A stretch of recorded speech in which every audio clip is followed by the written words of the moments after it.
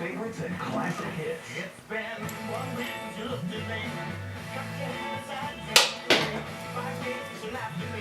Saying get back again, come back and see me. There, we got one cut out here.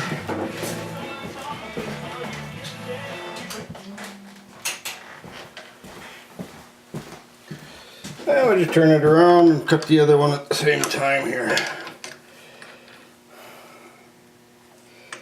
I guess I always have the welding seam with this stuff to the top. You can see it here.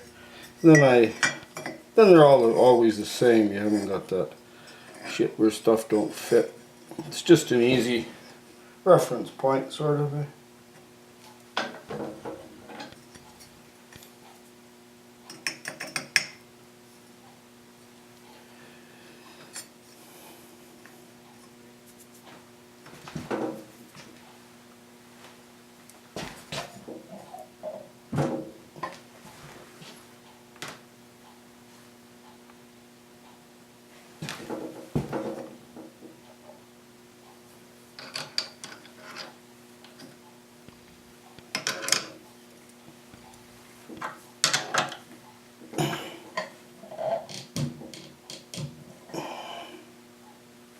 Yeah, looks like she's pretty good.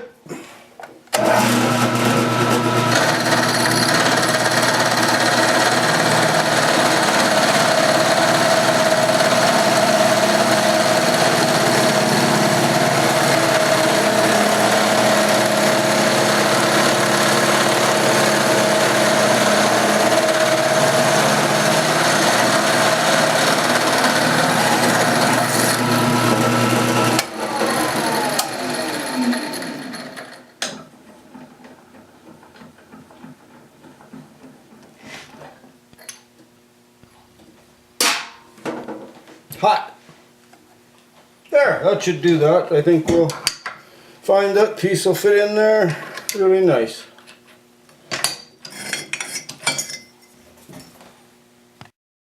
Okay, this is the way I cut my angles on my pipes rather than fight and grind and fool around. It takes a little bit sometimes to get the proper angle, but does a beautiful job. It fits right over the pipe perfect.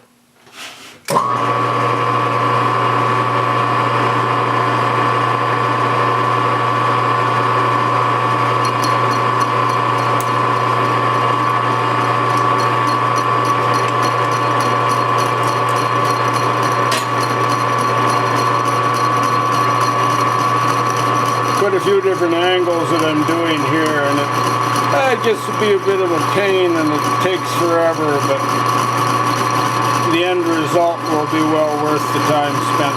So that's the way I'm doing it. It'll work out fine. This is going to take a little while. I got it feeding fairly slow. I don't dare put much pressure on the tubing with my clamps or it just squashes them. So you got to go pretty easy with it. Actually, a little bit of pressure I got there, I can't believe that stuff even stays where it is. But it's working really well.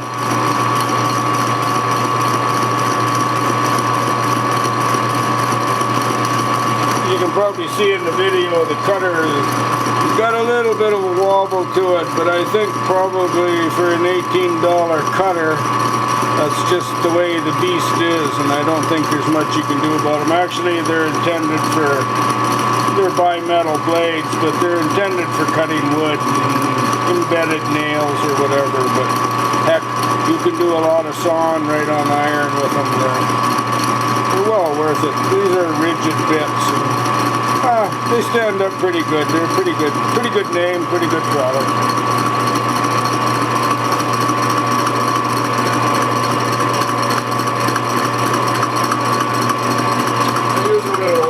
I don't like to because then I have to clean everything when I weld it, but it's okay.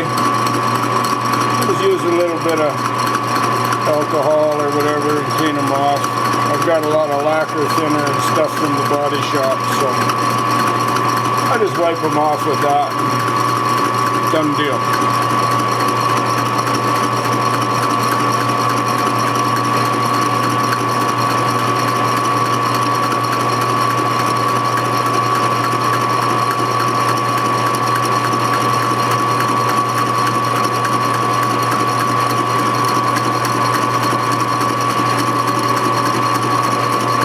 I've got it set up here so you can see the cutter coming through the inside of the pipe a little bit too.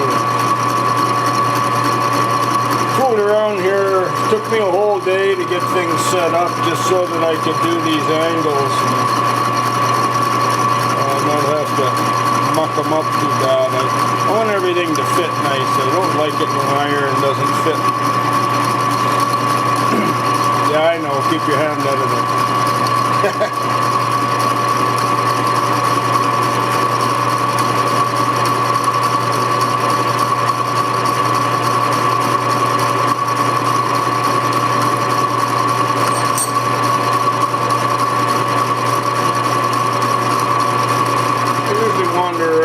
A few other things while I'm cutting these. It's maybe not the greatest idea in the world, but the guy should never leave his machine unattended. But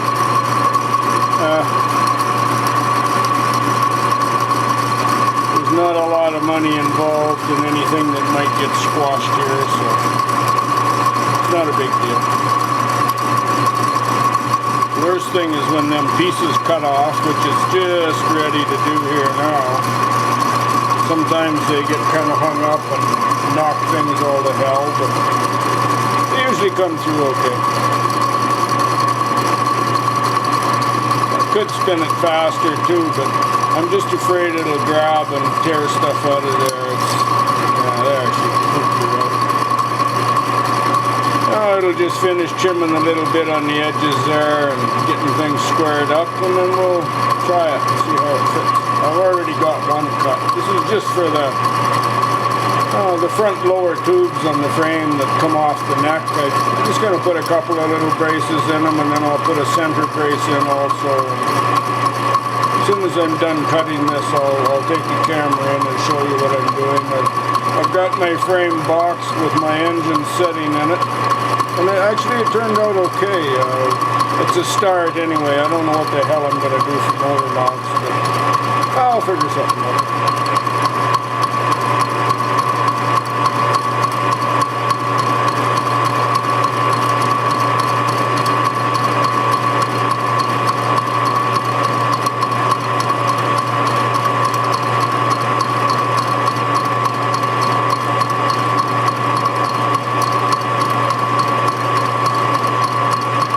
I had quite a time getting it set up for the proper height. Man, I even used a little bit of paper for a spacer. Be surprised, 15-20 thou, when you move something like this 10 thousandths, it's actually moving 20. It moves on both sides, so you can screw things up pretty fast.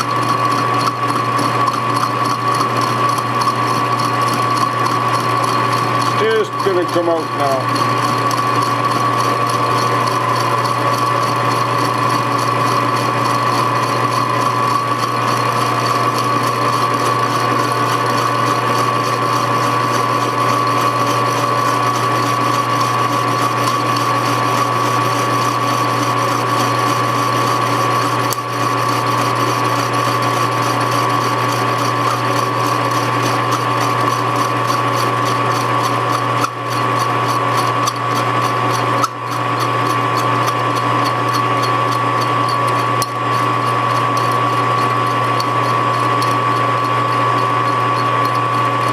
There we have it.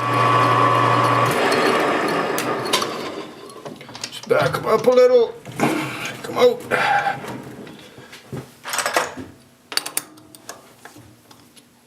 There's almost no pressure on these. I don't know how they stay in there, but I guess just shit luck maybe more than anything.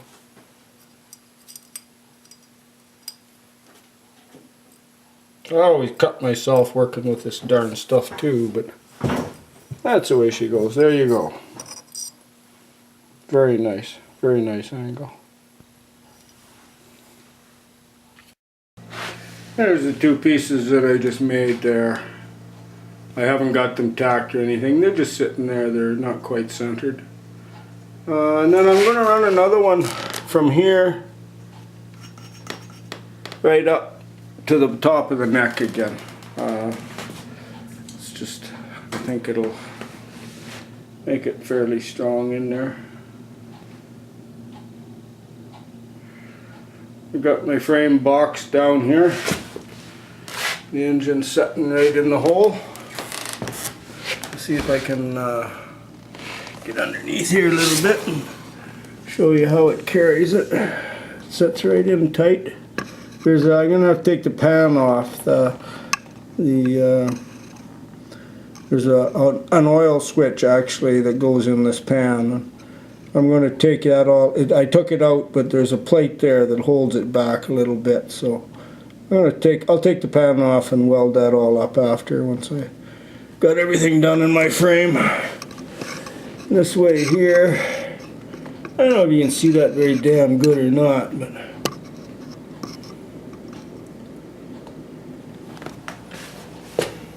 There's a bit better picture there of it. I had to build it in a little bit from my, of course I had to keep this piece here is the outside frame. It's the same distance out from the neck as the other side. The engine's offset just a little bit, so I had to run, or the oil pan's offset rather. So I ran that extra little piece of tubing in there just so it was boxed nice and tight. The other side is basically the same. There, you get a pretty good shot there. See, it fits in there really nice and snug. Like, shouldn't be any problems there at all. It's gonna kind of house it in there, and then I don't know what I'm gonna do for mounts. That could get a little tricky, but we'll figure it. And same as the back here, it's basically the same thing. Got a piece running across here. There you go. It's got it cradled right in there nice and tight. That damn oil pan, it's got a big horseshoe set up in there. That's where the motor mount bolts to, the one motor mount. And it's, yeah, I don't want it. I'm just going to use I'll build something smaller and neater that doesn't take up quite so much room. And this piece here, actually, I just put that in just to hold everything square while I was building the rest of it.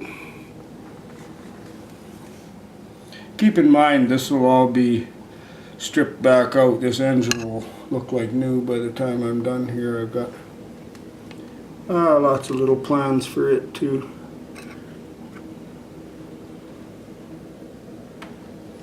Exhaust ports, they're huge.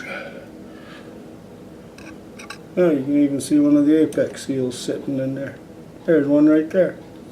Right on the edge of the rotor. So that's what I'm getting on here so far is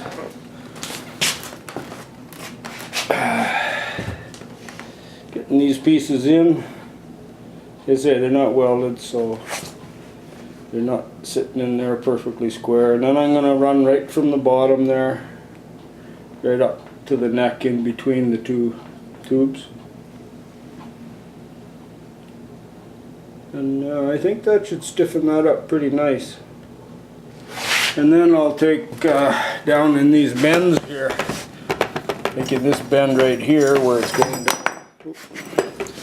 going down into the frame. I'm just going to cut a slot down in here, 1/4 inch slot. Then I'll make a little half moon gusset, set it right down inside the frame, and weld it in there from both sides, and it'll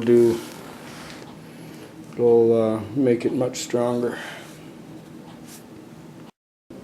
Things are fitting a little tight. The flywheel does get a little close to the frame, but heck, there's 3/8 of an inch there, and it'll be just fine. My aluminum housing is up off 1/4 of an inch, I guess, something like that, and that's exactly where it's going to stay. It's got no choice. These cross pieces come right across, and then the short mount tube goes to it. So that's about it for now, I guess, guys.